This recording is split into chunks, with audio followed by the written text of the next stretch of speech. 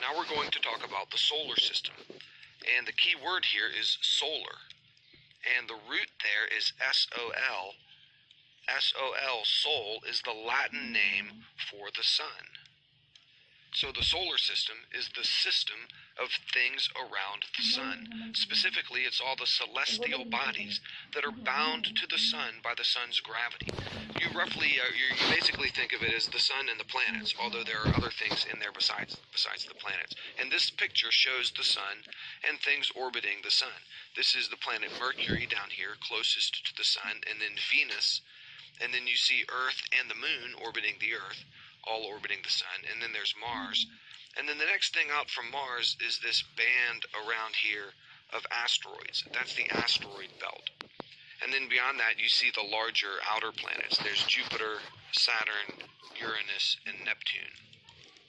And then way out here, this is Pluto. Pluto was recently declassified as a planet. It was originally considered a planet, but now they call it, it's a separate category. It's what they call a dwarf planet. It doesn't quite fit the description of an actual planet.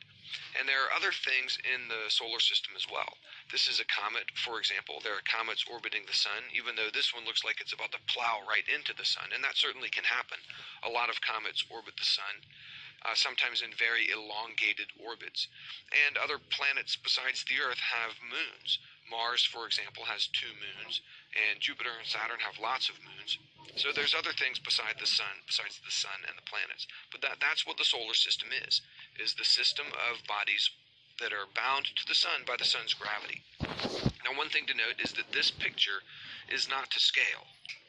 If this were drawn to scale, if the sun were this size, then the planets would be much smaller compared to the sun and much farther away.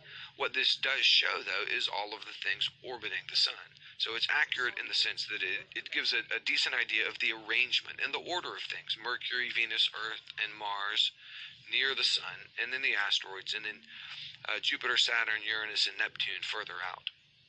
Just to know that this diagram is not drawn to scale. One important thing about this diagram that is correct, though, is that the sun is at the center. And that was actually a big intellectual breakthrough to realize that. The sun is the center of the solar system.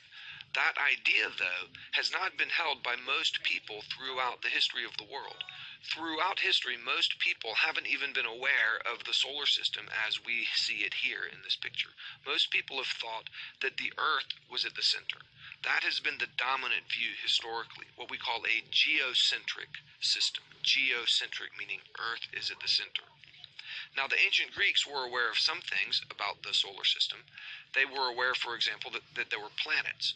When you look at the night sky, you see the stars, and they're sometimes referred to as the fixed stars. Even though the stars are moving, the stars are so far away that we can't discern any motion from night to night, and even year after year. They all appear to stay in the same place relative to each other. But because the planets are moving around the sun, when we see the planets in the night sky, their position changes night after night relative to the background stars, or the fixed stars. And the Greeks were aware of this. They were aware of 5 planets, and they called them wanderers. The Greek word for planet actually means wanderer. And some of the Greek thinkers had some pretty good ideas. Aristarchus, for example, was able to make some measurements about the distance to the moon and the distance to the sun and the size of each of those. And he actually put forth the idea of a heliocentric system, that is, a sun-centered system, like we see in this picture. And a few other ancient thinkers from other cultures did also. But they were in the minority. The majority report throughout all of history has been a geocentric system. That has been the dominant view. And specifically, the geocentric system as described by Ptolemy, the Alexandrian astronomer. And we'll talk about Ptolemy